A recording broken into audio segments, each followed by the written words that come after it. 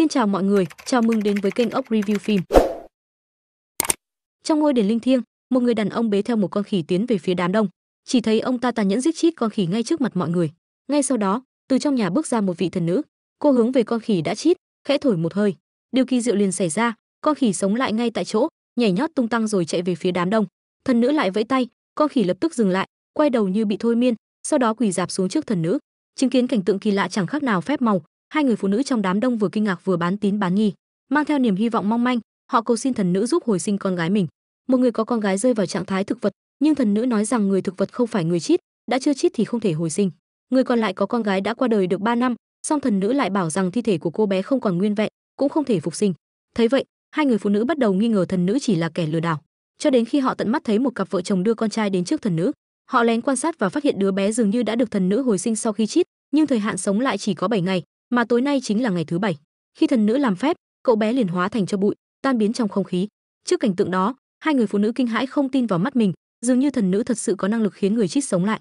Vào thời điểm ấy, với Triệu Tĩnh và Huệ Quân, họ không ngờ rằng sau này bản thân sẽ có mối liên hệ sâu sắc với thần nữ. Nhiều năm trước, con gái của Triệu Tĩnh và Huệ Quân bị một băng nhóm lừa đảo buôn người đưa đến khu tự trị Tam Thái Tử. Chúng dùng đủ loại thủ đoạn tàn nhẫn để ép các cô gái thực hiện hành vi lừa đảo qua mạng. Sau khi bị băng nhóm hành hạ dã man, con gái của Triệu Tĩnh đã chết thảm, còn con gái của Huệ Quân thì trở thành người thực vật. 3 năm trước, kẻ chủ mưu Trương Sĩ Khải bị bắt. Nhờ sự kiên trì của hai người mẹ, cuối cùng hắn bị kết án tử hình sau 3 phiên tòa, và ngày mai chính là ngày thi hành án. Nhưng với hai người mẹ, án tử của tội phạm không phải là kết thúc, mà là khởi đầu. Huệ Quân suốt ngày ở nước ngoài túc trực bên giường con gái, nhờ vào tiền quyên góp từ các buổi livestream mà cô mới gom đủ tiền thuê chuyên cơ y tế, dự định sớm đưa con trở về Đài Loan. Thế nhưng, trong số người xem livestream, không ít người nghi ngờ cô lợi dụng con gái để trục lợi, thậm chí mắng cô không biết xấu hổ. Nếu chỉ là lời gièm pha của người ngoài thì cô còn có thể chịu đựng, nhưng điều khiến Huệ Quân đau lòng nhất chính là thái độ của chồng. Con gái ruột gặp nạn, vậy mà anh ta lại muốn dừng điều trị, cho rằng nên giữ số tiền quyên góp để đầu tư cho tương lai. Trước thái độ đó, Triệu Tĩnh vô cùng phẫn nộ. Cô và Huệ Quân là bạn, con gái họ cũng là bạn thân. Trong mắt Triệu Tĩnh, hành động của chồng Huệ Quân chẳng khác nào muốn giết chết chính con mình. Còn về phía Huệ Quân, lý do cô chưa ly hôn với người chồng ấy chỉ vì anh ta vẫn đều đặn gửi tiền sinh hoạt, số tiền mà cô rất cần để lo cho con gái. Triệu Tĩnh đưa Huệ Quân xem bài đăng mới nhất trên mạng xã hội của em gái Trương Sĩ Khải. Ngày mai hắn sẽ bị xử tử, vậy mà cô ta vẫn thản nhiên đi dạo trung tâm thương mại, chẳng hề có chút đau khổ nào.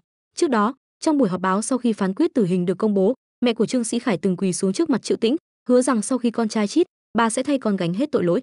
Thế nhưng, trên chuyến bay trở về, Triệu Tĩnh tận mắt thấy bà ta vẫn đi làm móng, thần thái vui vẻ, hoàn toàn không có chút ăn năn nào.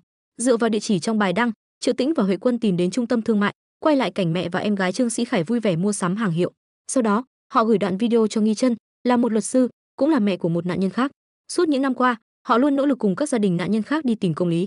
Giờ đây, Triệu Tĩnh và Huệ Quân muốn dùng đoạn video làm bằng chứng để yêu cầu Trương Sĩ Khải bồi thường dân sự.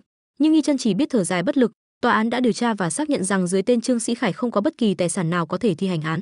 Hơn nữa, cũng không có chứng cứ nào cho thấy hắn từng có giao dịch tiền bạc với người thân. Luật sư khuyên hai người phụ nữ nên dừng lại, bởi việc kết án Trương Sĩ Khải tử hình đã là giới hạn những gì họ có thể làm được. Quan trọng hơn, tuy luật sư cũng là người có con gái bị hại, nhưng con của bà may mắn trở về an toàn. Một thực tế khác khiến mọi chuyện thêm khó xử, Triệu Tĩnh và Huệ Quân đã nợ phí luật sư suốt nhiều tháng, mà bản thân cô ấy chỉ là nhân viên trong văn phòng luật, cũng chẳng thể giúp họ thêm được gì. Cuộc gọi kết thúc trong vội vàng, hai người mẹ nhận ra rằng con đường phía trước, họ phải tự mình bước tiếp. Hôm sau, hai người cùng các gia đình nạn nhân khác đến tòa án. Hôm nay là ngày thi hành án tử, và họ đều là khán giả chứng kiến, nhưng cảnh hành hình lại khiến họ thất vọng. Trước mắt họ, Trương Sĩ Khải chỉ bị tiêm một liều thuốc, rồi từ từ nhắm mắt lại như đang ngủ. So với nỗi đau đớn mà các cô gái từng chịu đựng, cái chết của hắn quá nhẹ nhàng, quá có nhân tính. Sau khi thi hành án, trước ống kính truyền thông, ánh mắt của Triệu Tĩnh vừa sắc lạnh vừa đau thương. Với một người mẹ, dù có trừng phạt thế nào cũng không đủ để xoa dịu nỗi oán hận trong lòng mà. Đêm đó, hai người mẹ ngồi trong quán bar, cùng nhau giãi bày tâm sự. Trong mắt Triệu Tĩnh vẫn chất chứa đầy căm phẫn. Cô từng nghĩ rằng chỉ cần Trương Sĩ Khải chết, họ có thể bắt đầu một cuộc sống mới, rằng nỗi buồn sẽ chấm dứt ở đây. Nhưng giờ đây, cô chẳng hề thấy nhẹ nhõm chút nào. Trong lúc nói chuyện, hai người chợt để ý đến bức tranh con khỉ treo trong quán bar, liền nhớ đến cảnh tượng phép màu mà họ từng tận mắt chứng kiến ở ngôi đền năm xưa.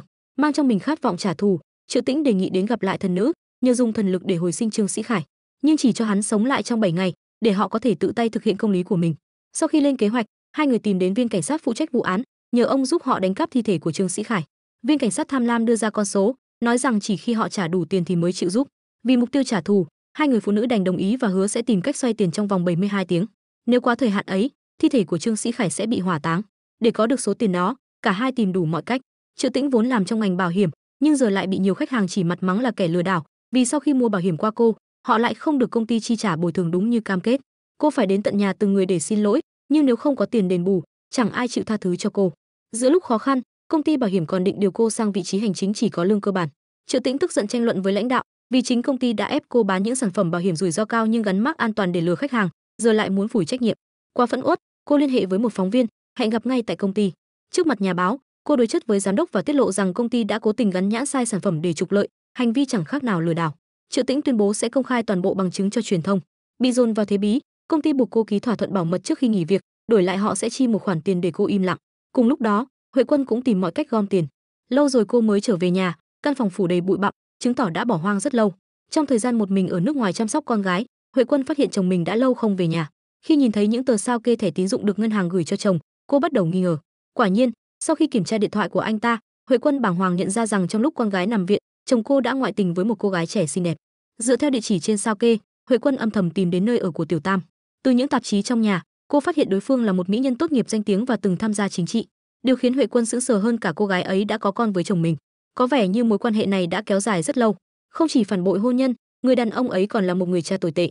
Khi nhìn thấy những vết thương và băng gạc thay ra từ cơ thể con gái, anh ta tỏ rõ sự chán ghét và khó chịu. Anh ngầm ám chỉ rằng sau này không còn khả năng chu cấp cho gia đình và cũng sẽ không đến bệnh viện thăm con nữa. Trước giường bệnh, anh ta liên tục khuyên Huệ Quân nên buông bỏ, sống tiếp.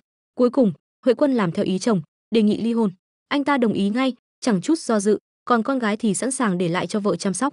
Tuy nhiên, Huệ Quân đặt ra điều kiện, chồng cô phải ra đi tay trắng, đặc biệt là khoản tiền quyên góp từ cộng đồng, anh ta không được đụng đến một xu.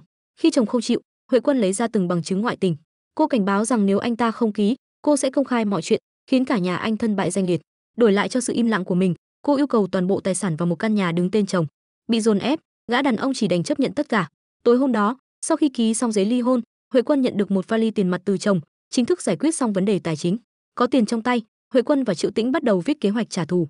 Bước đầu tiên là đưa khoản tiền đã hứa cho viên cảnh sát, để hắn hối lộ người trong hệ thống và giúp họ lén chuyển thi thể của Trương Sĩ Khải ra ngoài. Sau khi lấy được xác, Huệ Quân dự định tạm giấu thi thể trong kho của cửa hàng tiện lợi mà cô sở hữu. Để tránh bị nhân viên tiệm thuốc bên cạnh nghe thấy tiếng động, hai người dựng lên một vụ tố cáo giả rằng tiệm thuốc kia buôn bán thuốc cấm, khiến cảnh sát tạm bắt nhân viên đi điều tra vài ngày. Khi đã có chỗ giấu xác, hai người phụ nữ bắt đầu chuẩn bị dụng cụ tra tấn, pha sẵn nước có thuốc mê và thuê một chiếc xe bán kem để vận chuyển thi thể. Mọi thứ sẵn sàng, kế hoạch trả thù lấy ác báo ác chính thức bắt đầu. Tối đó, viên cảnh sát mang thi thể đến giao cho họ. Cả hai bước lên xe, mở tủ đông và nhìn thấy thi thể của kẻ thù năm xưa. Xác nhận chính xác người cần tìm, Huệ Quân và Triệu Tĩnh lái xe đến ngôi đền nơi thần nữ cư ngụ. Trong bầu không khí trầm mặc, chiếc xe dần dừng lại trước cổng đền. Nhưng khi nghi lễ đang tiến hành, thần nữ nói rằng bà không thể cảm nhận được nỗi nhớ thương của người sống dành cho Trương Sĩ Khải, vì vậy không thể hồi sinh hắn. Để kế hoạch trả thù có thể tiếp tục, Triệu Tĩnh đành giả vờ tưởng nhớ kẻ thù, gọi hắn là người yêu, dùng lời lẽ như thật để khơi dậy luồng cảm xúc. Nhờ sức mạnh của thứ tình cảm giả tạo đó, thần nữ một lần nữa làm phép. Khi nghi lễ kết thúc, Trương Sĩ Khải, kẻ đã chết, đột ngột mở mắt sống lại. Trên đường chở hắn trở về, Triệu Tĩnh chỉ tay về phía biên giới xa xa, nơi mà trước đây hắn từng giam giữ con gái họ. Sau khi băng nhóm của hắn bị triệt phá, Triệu Tĩnh từng đến đó một mình. Trong ký ức của cô, nơi ấy bề ngoài là khu nghỉ dưỡng thiên đường, nhưng bên trong lại là địa ngục trần gian. 5 năm trước, con gái cô, Hân Di, bị lừa đưa đến đó. Trong thiên đường ấy, Hân Di phải sống như địa ngục. Cô bị sắp xếp ở chung với một cô gái khác tên Mỹ Quyên, người cũng bị khống chế. Để ngăn họ bỏ trốn, mọi cửa phòng đều khóa kín, xung quanh là bảo vệ có vũ trang. Ngày thứ hai, Hân Di bị đưa đến khu làm việc, bắt đầu học cách lừa đảo qua điện thoại. Vì không thích nghi được, cô thường xuyên thất bại và bị phạt, thậm chí không được ăn cơm. Chỉ có Mỹ Quyên lén chia phần thức ăn của mình cho cô. Mỹ Quyên đã làm việc ở đó lâu, thành thạo mọi thủ đoạn lừa đảo. Trên tường trong phòng có bảng dán ngôi sao, mỗi ngôi sao tượng trưng cho một thành tích lừa chót lọt. Khi dán đủ 100 ngôi sao, họ sẽ được thả tự do. Ngày Mỹ Quyên đạt đủ, tổ chức còn tổ chức lễ mừng, bắn pháo hoa rực trời. Cô cười nhưng trong mắt ánh lên nỗi buồn. Trước khi rời đi, Mỹ Quyên nói với Hân Di rằng phải tàn nhẫn hơn, muốn sống thì phải lừa người khác trước, chỉ có đạt chỉ tiêu mới được rời khỏi nơi đó. Hân Di nghe lời, bắt đầu lừa một cô giáo cũ, nhờ sự tin tưởng mà thành công lần đầu tiên. Từ đó, cô quen dần với việc lừa đảo, tiền cũng nhiều hơn, ngôi sao trên tường ngày càng dày. Cô viết ra danh sách ước nguyện cho ngày tự do đầu tiên, xin lỗi mẹ và những người mình từng lừa, cố gắng học hành và bắt đầu lại cuộc đời. Nhưng bi kịch lại xảy ra bất ngờ. Một đêm, khi phát hiện con chó nhỏ mất tích, cô xuống tầng hầm tìm và tình cờ phát hiện vô số xác chết, trong đó có cả Mỹ Quyên. Hóa ra, chẳng ai từng được thả đi. Đúng lúc ấy, Trương Sĩ Khải bắt gặp Hân Di và sau đó đã hành hạ cô dã man. 5 năm sau, nghiệp báo quay lại, Trương Sĩ Khải sống lại, bị Huệ Quân và Triệu Tĩnh đưa về kho hàng. Để trút hết oán hận, Triệu Tĩnh bắt đầu tra tấn hắn, mỗi nhát roi, mỗi vết dao đều là sự trả lại cho những nỗi đau mà con gái cô từng chịu đựng. Không ngờ trong lúc giằng co, vì cả hai dùng quá nhiều sức nên khiến Trương Sĩ Khải tạm thời ngừng thở. Trong cơn hoảng loạn, hai người phụ nữ chỉ còn cách gọi xe cấp cứu. Trên đường, họ gặp cảnh sát kiểm tra. Khi Triệu Tĩnh và Huệ Quân đang tìm cách ứng phó thì Trương Sĩ Khải bất ngờ tỉnh lại, sau đó liều mạng nhảy khỏi xe bỏ trốn. Là kẻ cầm đầu đường dây lừa đảo, Trương Sĩ Khải mang sự tàn độc vượt xa người thường. Để thoát thân, hắn trở nên hung hãn hơn cả ác quỷ, bất cứ ai ngăn cản, kể cả cảnh sát truy đuổi, đều phải trả giá bằng mạng sống. Triệu Tĩnh đuổi đến một con hẻm nhỏ cũng bị Trương Sĩ Khải bóp cổ suýt chít. May mắn Huệ Quân kịp thời xuất hiện, từ phía sau tiêm thuốc khiến hắn gục ngã. Hai người phụ nữ lại đưa hắn về trong đêm. Thế nhưng, đối diện với kẻ thù, họ không biết nên làm gì. Để yên thì thấy quá dễ dãi, còn giết hắn sớm lại sợ mất đi cơ hội trừng phạt. Tối hôm đó, Huệ Quân nhận được điện thoại từ bệnh viện, biết tin tình trạng con gái đột ngột xấu đi, hai người mẹ vội vã đến nơi. Bác sĩ cho biết, dù phẫu thuật cũng chỉ có thể duy trì tình trạng hiện tại, muốn con tiếp tục sống chỉ là vấn đề thời gian. Sau một thoáng do dự, Huệ Quân vẫn kiên quyết ký tên vào giấy đồng ý phẫu thuật. May mắn là ca mổ thành công, con gái thoát khỏi nguy hiểm, nhưng trái tim Huệ Quân vẫn không thể an lòng. Cô thừa nhận với Triệu Tĩnh rằng, từng có lúc muốn buông bỏ điều trị, vì suốt bao năm con chỉ nằm im bất động, sự kiên trì của cô dường như chẳng còn ý nghĩa gì ngoài danh xưng người mẹ tốt. 5 năm trôi qua, Huệ Quân nói rằng cô thậm chí ghen tị với Triệu Tĩnh, người đã mất con. Với cô, điều đau khổ nhất không phải tuyệt vọng, mà là hy vọng không bao giờ thành hiện thực. Triệu Tĩnh thở dài, nói rằng dù họ có trừng phạt Trương Sĩ Khải thế nào đi nữa, 7 ngày sau mọi thứ vẫn sẽ quay về điểm ban đầu, ngoài những hóa đơn viện phí chồng chất, họ chẳng nhận lại được gì. Nghĩ đến đó, hai người thay đổi kế hoạch trả thù. Họ dự định lợi dụng Trương Sĩ Khải, ép hắn đòi tiền mẹ mình, một khoản trục mạng lên tới 40 triệu. Đổi lại, nếu hắn hợp tác, họ sẽ tha cho hắn và để hắn sống một cuộc đời mới dưới danh nghĩa khác. Kế hoạch này quả nhiên khiến kẻ từng chít một lần như Trương Sĩ Khải động lòng. Vì mạng sống, hắn đồng ý giúp hai người phụ nữ đòi tiền từ mẹ mình. Huệ Quân và Triệu Tĩnh vốn chẳng xa lạ gì với gia đình Trương Sĩ Khải. Nhiều năm trước, hắn từng bị bắt, nhưng vì công tố viên Đài Loan không thể tham gia trực tiếp điều tra tội phạm, cho nên các nghi phạm lẫn Trương Sĩ Khải sau khi bị thẩm vấn liền được thả ngay lập tức. Khi ấy, Triệu Tĩnh từng đến tìm hắn, đập bàn chửi bới, thậm chí xô xát với người nhà hắn. Cuối cùng, cô và em gái Trương Sĩ Khải bị đưa vào đồn cảnh sát. Nhờ tiền và quan hệ, mẹ hắn nhanh chóng lo lót đưa con gái ra ngoài, nhưng Triệu Tĩnh thì bị giữ lại vô cớ. Huệ Quân đến chất vấn, đổi lại chỉ nhận được sự giả tạo ghê tởm của người mẹ ấy, một kẻ gây tội nhưng lại giả nhân giả nghĩa khuyên cô nên buông bỏ hận thù. Giờ đây, Huệ Quân và Triệu Tĩnh đã quyết tâm trả lại mọi đau khổ cho nhà họ Trương. Hai người chia ra hành động, mỗi người nhắm vào một mục tiêu, mẹ và em gái Trương Sĩ Khải. Em gái hắn, Di Đình, đang trò chuyện cùng bạn bè, nhưng không dám nhắc đến người anh tội đồ của mình. Cùng lúc đó, Triệu Tĩnh đến đối chất, vạch trần những việc làm bẩn thỉu của gia đình Trương, thẳng thắn nói anh trai cô chính là kẻ đã hại chết con gái mình, rồi tức giận đẩy Di Đình xuống hồ bơi. Di Đình rơi xuống nước, may được một chàng trai tuấn tú cứu lên. Anh tên là Eason, xuất thân giàu có, lịch thiệp, đúng kiểu người Di Đình yêu thích. Sau khi cứu người, Eason còn đưa thẻ phòng khách sạn cho Di Đình, bảo cô đến đó thay đồ và tắm rửa, thậm chí còn hào phóng thanh toán cả hóa đơn cho cô. Khi bước vào phòng anh, nhìn quanh khung cảnh sang trọng, Di Đình liền biết đây chắc chắn là con nhà tài phiệt. Sau khi tắm rửa chỉnh tề, cô bắt đầu cảm thấy tò mò về ân nhân bí ẩn này. Di Đình chụp ảnh selfie trong phòng của anh chàng Eason và như thường lệ, đăng lên mạng xã hội để khoe sự xa hoa của mình. Trước khi rời đi, cô còn cố tình để lại thông tin liên lạc ở quầy lễ tân, dặn dò nhân viên nhất định phải nhắn với anh chàng điển trai rằng cô rất mong gặp lại. Vài ngày sau, không thấy Eason chủ động liên hệ, Di Đình lại quay lại khách sạn và quả nhiên, cô đã có dịp tái ngộ với anh. Eason vẫn lịch thiệp, dịu dàng và phong độ như lần đầu. Di Đình bắt đầu tra khảo anh đủ thứ như một cuộc điều tra thân phận, mà không hề biết rằng anh chàng hoàn hảo này thực chất là người của Huệ Quân và Triệu Tĩnh. Eason vốn là bạn của họ, thường xuyên chăm sóc người bà bệnh nặng trong phòng bên cạnh, cũng nhiều lần giúp đỡ Huệ Quân. Lần này, anh tình nguyện tham gia vào kế hoạch báo thù, phối hợp cùng Triệu Tĩnh dựng nên vở kịch hoàn hảo. Toàn bộ thân phận, lý lịch, nghề nghiệp của Eason đều do Triệu Tĩnh sắp đặt tỉ mỉ, và anh đã thuộc lòng kịch bản đến từng chi tiết. Với vẻ ngoài điển trai và gia thế giả tưởng hoàn hảo, Eason dễ dàng lấy được lòng tin của Di Đình. Cùng lúc đó, Huệ Quân lén theo dõi và chụp hình bên ngoài biệt thự nhà Duyệt Tâm, phát hiện bà ta có mối quan hệ thân thiết với một tổ chức tà giáo tên Thái Cực Hội. Quyết tâm điều tra, Huệ Quân giả dạng tín đồ để tiếp cận tận nơi và tận tay nghe thấy Duyệt Tâm đang thuyết giảng những lời đạo đức giả, khoe khoang rằng bà đã quyên góp cho giáo hội 1 triệu nhân dân tệ để chuộc tội thay con trai. Người đứng đầu Thái Cực Hội cũng chẳng khá hơn, mặt dày khen ngợi bà ta trước đám tín đồ, gọi bà là đại thiện nhân của thế gian. Cùng lúc, Huệ Quân và Triệu Tĩnh gọi điện cho Duyệt Tâm để bà nghe thấy giọng của con trai mình, nhưng bà ta lại cho rằng đó chỉ là bọn lừa đảo mạo danh. Hai người đành quay video Trương Sĩ Khải cầu xin mẹ cứu mạng, thế nhưng bà ta vẫn không tin. Để giữ mạng sống, Trương Sĩ Khải đề nghị quay lại một video khác theo cách của hắn. Quả nhiên, với bản lĩnh của một kẻ từng cầm đầu đường dây lừa đảo, hắn nhanh chóng nghĩ ra một video tống tiền chuyên nghiệp. Dán tờ báo có ghi ngày quay lên ngực mình, đọc lời cầu cứu như thật, khiến cảnh tượng trông không khác gì vụ bắt cóc thực sự. Quay xong, hai người phụ nữ không gửi video đó cho mẹ hắn ngay, mà chọn hành động khác. Huệ Quân quay lại Thái Cực Hội, quỳ trước mặt vị chân nhân và nói giọng tha thiết rằng mỗi đêm cô đều thấy hồn ma Trương Sĩ Khải ngồi cạnh giường. Cô bày tỏ mong muốn buông bỏ thù hận, được giác ngộ và xin gia nhập Thái Cực Hội. Khi Duyệt Tâm hỏi mục đích, cô đáp nhẹ, tôi cũng muốn trở thành người tốt như bà vậy. Hai người bắt đầu nghi ngờ Thái Cực Hội là nơi rửa tiền của nhà họ Trương. Dù Duyệt Tem chi quyên 1 triệu, nhưng việc Trương Sĩ Khải dám ra giá chuộc 40 triệu chứng tỏ trong nhà còn giấu tài sản lớn hơn.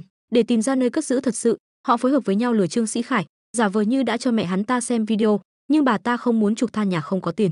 Tức giận Trương Sĩ Khải khai ra, mẹ hắn không muốn cứu vì đang bị cảnh sát theo dõi, nhưng có thể chuyển tiền chuộc bằng tiền điện tử tương đương 40 triệu. Lúc này, Huệ Quân và Triệu Tĩnh mới vỡ lẽ, toàn bộ tài sản nhà họ Trương đều được cất trong dạng tiền mã hóa. Đến lúc ấy, Trương Sĩ Khải mới nhận ra mình bị gài bẫy. Còn kinh khủng hơn, Huệ Quân bước ra trong bộ đồ thuộc Thái Cực hội, mỉm cười nói, tôi chỉ đi cầu phúc thôi, tiện thể gia nhập hội của mẹ anh luôn rồi. Thì ra, họ chưa bao giờ định gửi video cho mẹ hắn. Mục đích thật sự là khiến Trương Sĩ Khải nếm trải cảm giác tuyệt vọng khi hy vọng bị cắt đứt hoàn toàn. Kể từ khi Huệ Quân gia nhập Thái Cực hội, Duyệt Tâm bất an suốt ngày, càng thêm hoảng loạn khi phát hiện trong bình tro cốt của con trai phát ra âm thanh kỳ lạ. Khi mở ra xem, bà sững sờ ngã quỵ, bên trong là vô số côn trùng đang bò. Kết hợp với lời Huệ Quân từng nói rằng hồn ma con trai đang quanh quẩn, nỗi sợ khiến bà gần như phát điên. Không lâu sau, Huệ Quân và Triệu Tĩnh gửi đoạn video bắt cóc cho luật sư Nghi Chân. Họ yêu cầu cô ta dựa vào bằng chứng này để khởi kiện, đòi bồi thường dân sự, vì Trương Sĩ Khải đã chuyển hết tài sản sang dạng tiền mã hóa. Tuy nhiên, Nghi Chân từ chối can thiệp, Triệu Tĩnh liền lạnh lùng đe dọa, sáng mai cô phải mang theo con gái mình đến gặp họ báo cáo kết quả, nếu không sẽ hối hận. Để củng cố lời đe dọa, hai người gửi cho cô ta những bức ảnh thân mật của cô ta và một bé gái nhỏ. Thực ra, Triệu Tĩnh đã sớm căm ghét Nghi Chân. Nhiều năm trước, khi con gái cô, Hân Di, bị hành hạ đến chít, con gái của Nghi Chân là An Kỳ, người bạn thân của Hân Di, lại không hề đến dự tang lễ. Sau đó, Triệu Tĩnh nhiều lần tìm gặp Nghi Chân để hỏi lý do, tại sao chỉ có con cô phải chít, tại sao con của Huệ Quân lại trở thành người thực vật, còn con cô ta thì vẫn sống tốt. Nhưng trong bản khai của An Kỳ với cảnh sát, không hề ghi lại những điều đó. Đối diện với câu hỏi dồn dập, Nghi Chân chỉ khẳng định con gái mình cũng là nạn nhân. Với sự sắp đặt của mẹ, giờ đây An Kỳ đã có cuộc sống hoàn toàn khác, học tại trường danh tiếng ở Mỹ, thường xuyên diễn thuyết công khai, tự tô vẽ bản thân như một người hùng dám đứng ra tố cáo tội ác năm xưa. Gần đây, Nghi Chân từng gặp Huệ Quân và Triệu Tĩnh, nói rằng nhà xuất bản muốn ba người mẹ cùng viết tự truyện kể lại hành trình đau thương và đứng dậy của họ. Nhưng ý tưởng đó lập tức bị hai người phản đối, vì với họ, đó chẳng khác nào lợi dụng nỗi đau của con mình để kiếm tiền và danh tiếng. Nghi Chân nảy ra ý tưởng này chỉ để giúp đỡ Triệu Tĩnh và Huệ Quân. Nếu xuất bản sách thành công, hai người mẹ có thể nhận được một khoản tiền bản quyền kha khá, phần nào giúp giảm bớt áp lực kinh tế. Thế nhưng, Triệu Tĩnh và Huệ Quân lại chuyển chủ đề sang An Kỳ, trong lời nói ẩn chứa sự nghi ngờ đối với cô bé. Dù sao thì An Kỳ cũng là người sống sót duy nhất trong ba cô gái.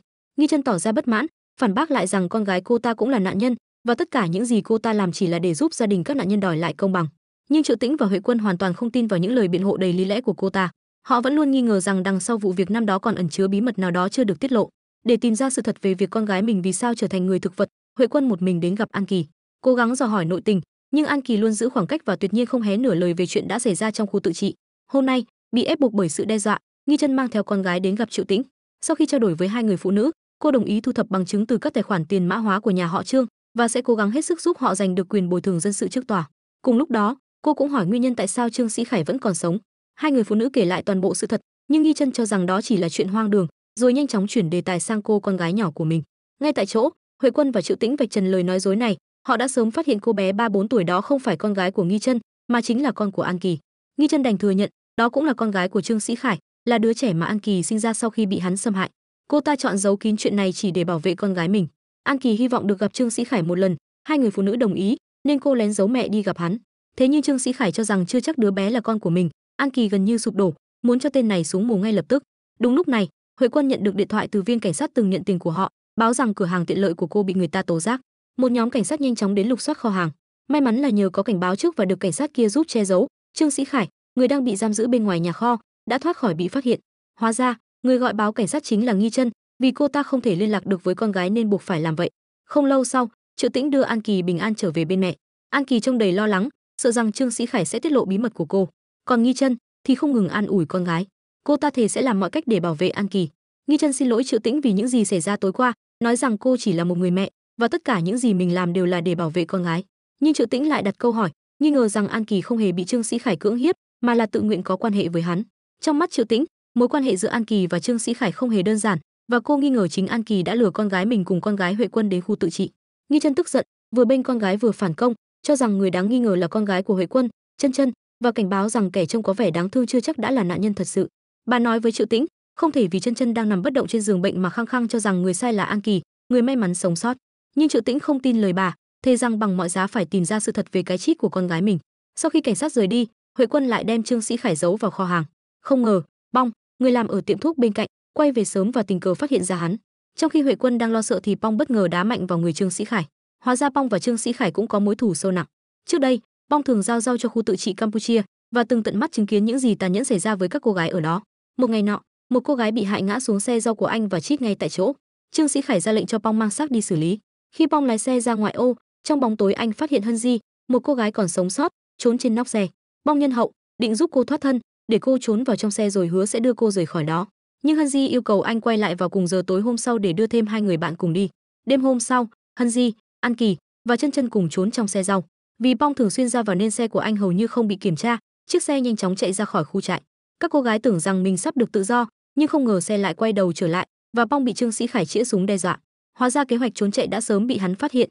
Lúc này, để tiếp tục kế hoạch trả thù, Eason vẫn đang làm theo chỉ dẫn của hai người phụ nữ, tiếp cận em gái của Trương Sĩ Khải, Di Đình.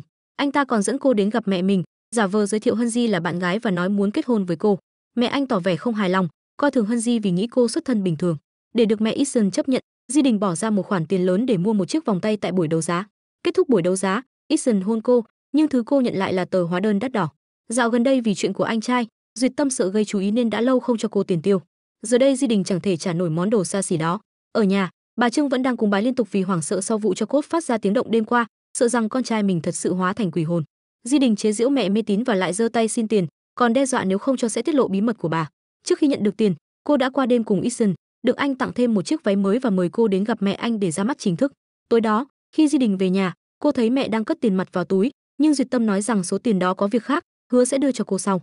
Hóa ra ban sáng, Huệ Quân trong vai tín đồ Thái Cực Hội đã tiếp cận bà ta, cho bà xem đoạn video con trai bị bắt cóc và hẹn bà tối nay giao tiền chuộc.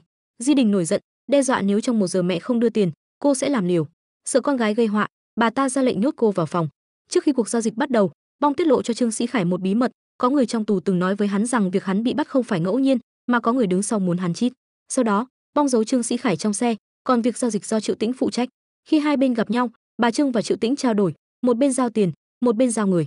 Nhưng khi nhận lại con trai, bà Trương không hề tỏ ra thương xót, mà lại cùng chân nhân Thái Cực Hội âm mưu thiêu sống hắn. Nào ngờ Triệu Tĩnh và mọi người đã sớm chuẩn bị. Đúng lúc ấy, Bong từ trong xe xông ra, chĩa súng vào bà Trương, buộc Trương Sĩ Khải chứng kiến cảnh mẹ mình là người muốn giết mình. Hoảng sợ, bà Trương vội đưa 1 triệu tiền mặt cho Bong, cầu xin anh giết con trai giúp mình. Bong nhận tiền, đánh ngất Trương Sĩ Khải, rồi bắn thủng lốp xe của bà Trương, ung dung mang theo hắn rời đi. Rõ ràng, Triệu Tĩnh và mọi người chưa bao giờ định thật sự giao hắn ra ngoài. Trên đường trở về, Bong tiết lộ với Triệu Tĩnh một bí mật đen tối mà chưa ai biết. Trong tù, thuộc hạ của Trương Sĩ Khải còn nói với anh rằng An Kỳ và Chân Chân không thể trốn thoát suôn sẻ, là vì trong 3 cô gái có một người đã báo tin cho Trương Sĩ Khải, và người đó cũng chính là bạn gái của hắn. Theo lời thuộc hạ khai, người đó chính là Chân Chân. Ở một bên khác, để gặp mẹ của Eason, Di Đình tìm mọi cách trốn ra ngoài. Khi đến khách sạn, Eason giả vờ tức giận và thất vọng, nói dối rằng mẹ mình đã phát hiện Trương gia làm ăn phi pháp, nhưng anh ta không bận tâm, ngược lại còn muốn cùng Di Đình trốn đi thật xa. Di Đình dường như tin lời ngọt ngào của Eason, tiết lộ rằng mẹ cô đang giữ ví điện tử chứa tiền mã hóa và cô định lấy trộm ví đó để cùng Eason sống cuộc đời tự do sung sướng. Eason báo tiến triển cho Huệ Quân, đồng thời thổ lộ rằng anh giúp cô là vì đã sớm có cảm tình với cô. Trong lúc họ nói chuyện, An Kỳ đến bệnh viện thăm Chân Chân. Trước giường bệnh, An Kỳ nói với Huệ Quân rằng người đã lừa cô và Hân Di đến khu tự trị năm đó chính là Chân Chân, hơn nữa cô ta còn quen biết Trương Sĩ Khải từ lâu. Mang trong lòng nửa tin nửa ngờ, Huệ Quân lén xem lại video du lịch của con gái. Chân Chân là một travel blogger có tiếng, từng đăng tải nhiều video du lịch tại quốc gia nơi khu tự trị đặt trụ sở. Đối chiếu thời gian đăng video và ngày ghi trên hộ chiếu, Huệ Quân kinh hãi phát hiện con gái từng nhiều lần đến quốc gia đó, thậm chí còn sớm hơn 2 cô gái kia. Lúc này, Triệu Tĩnh đến gặp Huệ Quân, lời của Bong khiến Triệu Tĩnh bắt đầu nghi ngờ Chân Chân. Nếu Chân Chân thật sự là kẻ tố giác khiến Hân Di không thể trốn thoát, lại là bạn gái của Trương Sĩ Khải, vậy cô ta hoàn toàn có thể ra tay trả thù tàn nhẫn. Chính vì sự nghi ngờ này mà mối quan hệ giữa Huệ Quân và Triệu Tĩnh rạn nứt. Hai người từng cùng nhau liên thủ báo thù, nhưng có lẽ họ đã quên mất lý do ban đầu. Nhiều năm trước, để trừ khử đứa con trai cản trở mình, mẹ của Trương Sĩ Khải đã đưa tiền cho thuộc hạ, bảo hắn giết chết con trai.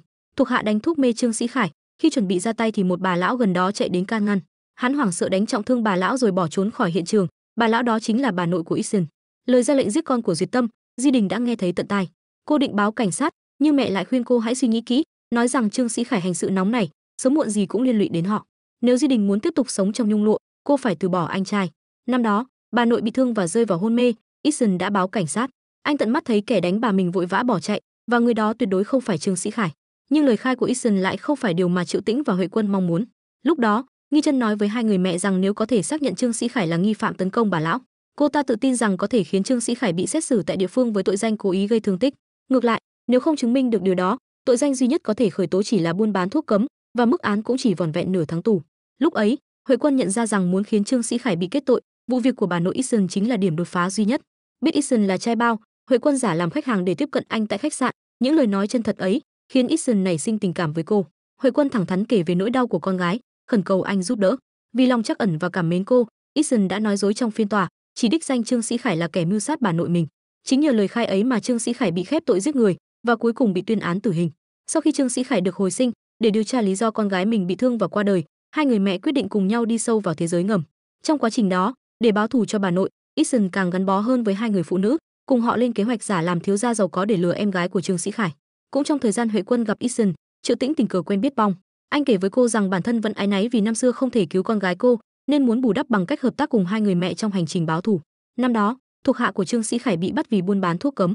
Để điều tra chân tướng vụ việc khiến hai cô gái gặp nạn, Bong đề xuất Triệu Tĩnh tự báo cảnh sát, nói rằng hiệu thuốc của anh dính líu đến việc bán thuốc phi pháp, nhờ đó anh có thể vào tù, tiếp cận thuộc hạ của Trương Sĩ Khải. Tại đó, anh phát hiện ra sự thật, người tố cáo và cũng là bạn gái của Trương Sĩ Khải chính là Chân Chân. Tối nay, từ lời của Trương Sĩ Khải, nghi ngờ này càng được khẳng định. Hắn thừa nhận Chân Chân là bạn gái mình, lợi dụng việc quay video du lịch để lôi kéo nạn nhân. Mỗi khi lừa được một người, hắn lại trả tiền cho cô. Hanji và An Kỳ đều là nạn nhân bị người bạn thân nhất Chân Chân phản bội. Hắn còn nói, khi Hanji bỏ trốn, Chân Chân đã tố giác cô chỉ vì muốn ở lại cùng hắn kiếm tiền. Triệu Tĩnh tin lời hắn, đến bệnh viện và lén đưa Chân Chân đi. Khi Huệ Quân biết chuyện, cô hoảng hốt chạy đến tìm Triệu Tĩnh. Hai người mẹ đối mặt, họ từng là bạn bè, từng tin tưởng nhau, nhưng giờ lại không thể tin con gái của đối phương. Sau khi ném ra những lời cay nghiệt, tình bạn của họ hoàn toàn tan vỡ. Vì muốn báo thù cho con, cả hai chấp nhận biến thành kẻ thù của người từng cùng mình chiến đấu. Đêm đó, Huệ Quân lén đưa Trương Sĩ Khải ra khỏi kho và tra hỏi hắn, muốn biết vì sao hắn vu oan cho Chân Chân. Nhưng đối mặt với câu hỏi của người mẹ, Trương Sĩ Khải chỉ cười điên loạn, khẳng định hắn là người Chân Chân yêu nhất. Thực ra, số phận của ba cô gái, Hanji, An Kỳ và Chân Chân, có lẽ đã được định sẵn từ trước khi bước chân vào khu tự trị. Năm đó, họ là bạn cùng lớp và cũng là bạn thân nhất của nhau. Trong một tiết học, thầy giáo phạt cả ba phải đứng bằng tay. Trong lúc đó, nội y của An Kỳ vô tình bị lộ. Để bảo vệ bạn, Hanji, cô gái tưởng chừng yếu đuối nhất, đã dũng cảm đứng ra chỉ trích hành động sai trái của thầy. Sau vụ việc, ba bà mẹ bị mời lên trường. Vì muốn giữ gìn tương lai học tập của con, mẹ An Kỳ lăng ghi chân, mong muốn xử lý nhẹ nhàng, còn mẹ Hanji, Triệu Tĩnh, lại cho rằng hành động của thầy là quấy rối học sinh và yêu cầu trường sa thải ông ta. Hai người vì vậy mà đối đầu. May nhờ Huệ Quân bỏ phiếu ủng hộ Triệu Tĩnh, thầy giáo mới bị đình chỉ công tác. Nhưng từ đó, số phận ba cô gái bắt đầu rẽ sang ba hướng khác nhau. An Kỳ ngưỡng mộ sự dũng cảm của Hanji, cảm ơn cô vì đã đứng ra bảo vệ mình. Ngược lại, Chân Chân cho rằng Hanji quá ngu ngốc, nói rằng họ nên bí mật liên hệ truyền thông để tống tiền thầy, như thế mới khôn ngoan. Ba cô gái, ba người mẹ, ba tính cách, những khác biệt tưởng chừng nhỏ bé ấy lại vô hình định hình con đường tương lai của họ. Giờ đây, để chứng minh con gái mình vô tội, Huệ Quân đến ngân hàng xem lại vụ việc năm đó. Tổ chức buôn lậu bị cảnh sát triệt phá chính là bắt nguồn từ lần Trương Sĩ Khải dẫn ba cô gái đến ngân hàng làm thủ tục. Khi ấy, có tin đồn rằng An Kỳ đã nhân cơ hội đưa cho nhân viên ngân hàng một tờ tiền có ghi lời cầu cứu, nhờ đó mới kịp báo cảnh sát.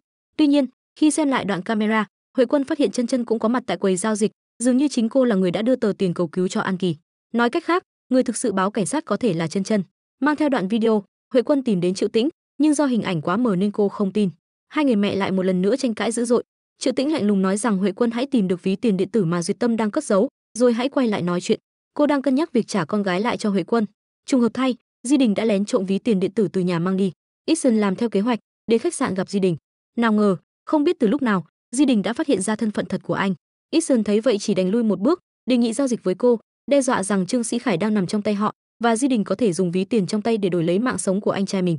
Di Đình chợt rơi vào hồi ức, thực ra cô và anh trai đều không phải con ruột của mẹ, cả hai đều là trẻ mồ côi được nhận nuôi. Sau khi được nhận về, Duyệt Tâm ngày ngày hành hạ con trai, coi Trương Sĩ Khải như công cụ kiếm tiền.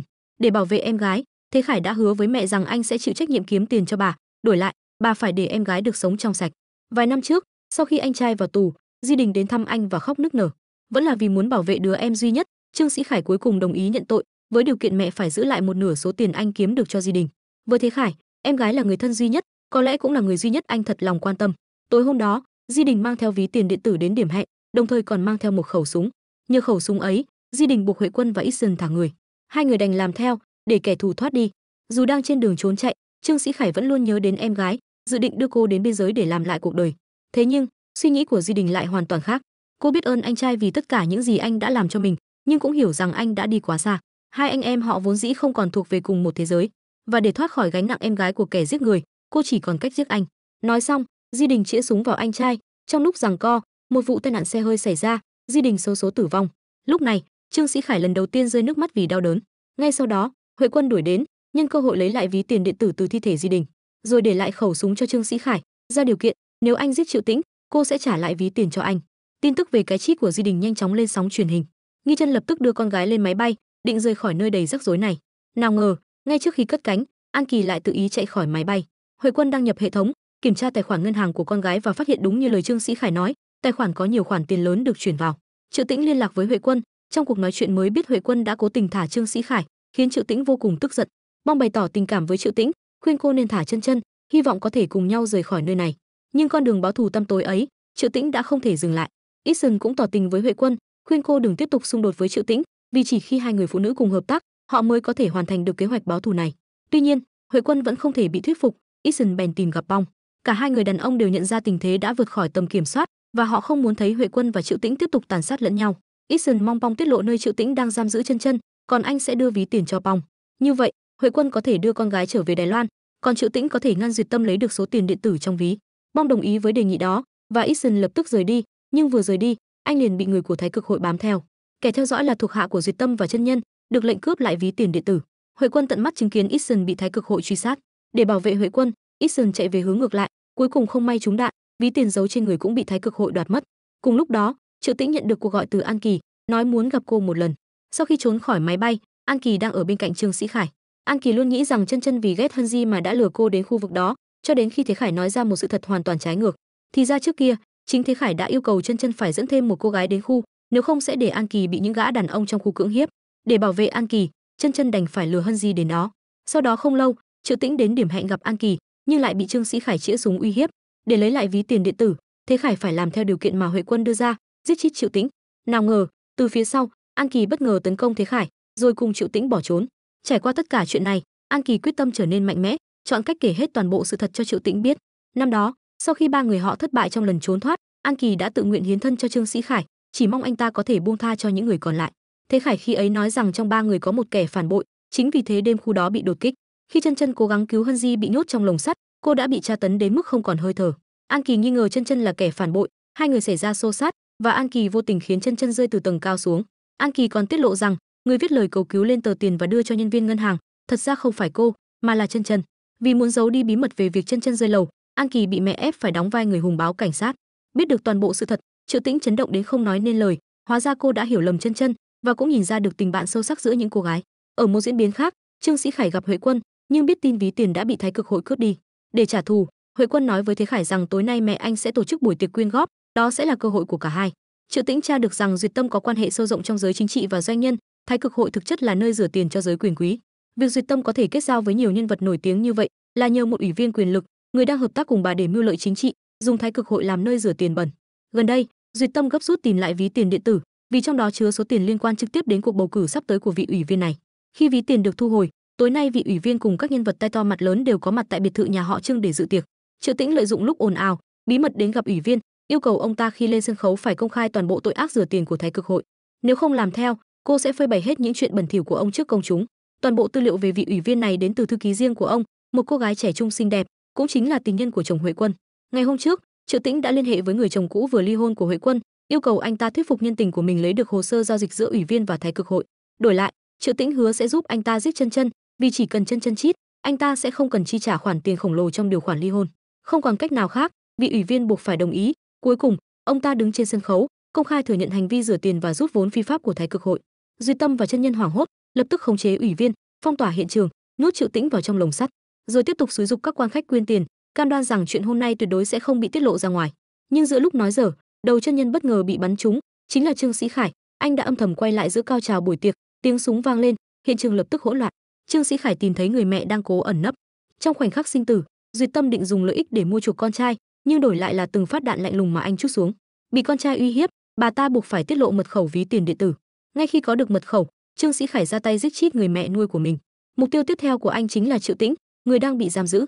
Nào ngờ, Bong đột nhiên xông vào, dường như cũng vì ví tiền trong tay Thế Khải mà đến. Giữa lúc hỗn loạn, Triệu Tĩnh kịp lấy được chìa khóa từ thi thể Duyệt Tâm, mở lồng sắt. Lúc này Trương Sĩ Khải và Bong đấu đá tranh giành ví điện tử, không may cả hai cùng rơi xuống. Ví tiền rơi vào tay Triệu Tĩnh, Bong bị thương ngất xỉu, còn Trương Sĩ Khải vẫn chưa chít, nhặt súng lên, tiếp tục truy sát Triệu Tĩnh. Trong đêm tối, anh hóa thành dã thú, lao vào cuộc săn đuổi điên cuồng.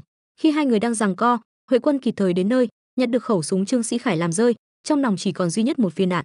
Hắn đề nghị với Huệ Quân, hy vọng cô tha cho hắn rời đi, đồng thời nhấn mạnh rằng Triệu Tĩnh không giống anh, cô ta sẽ không bao giờ dễ dàng tha thứ cho Chân Chân.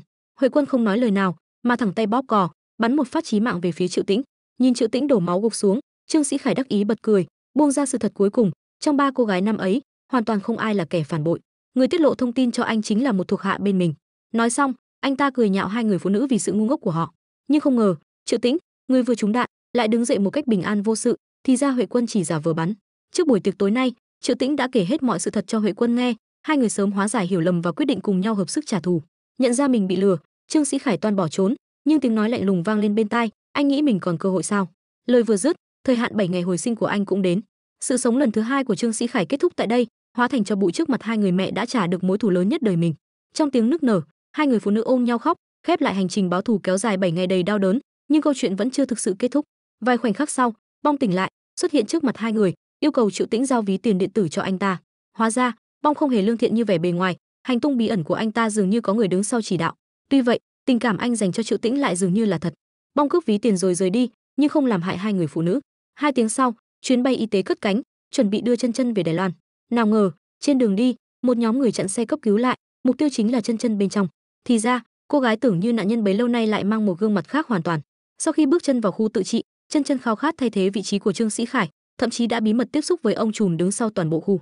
Trùng hợp khi ấy, ông trùm Dương Ca đang có ý định dẹp bỏ khu này, và chính Chân Chân đã hiến kế, tự biến mình thành nạn nhân, ra mặt báo cảnh sát, dùng lực lượng công an để quét sạch thế lực của Trương Sĩ Khải và mẹ anh ta. Còn nở nụ cười mưu mô, Dương Ca, chẳng phải anh muốn trao cơ hội cho người trẻ sao? Tôi trẻ hơn Trương Sĩ Khải đấy. Lúc này, trong khoang xe dưới màn đêm, Chân Chân lặng lẽ mở mắt,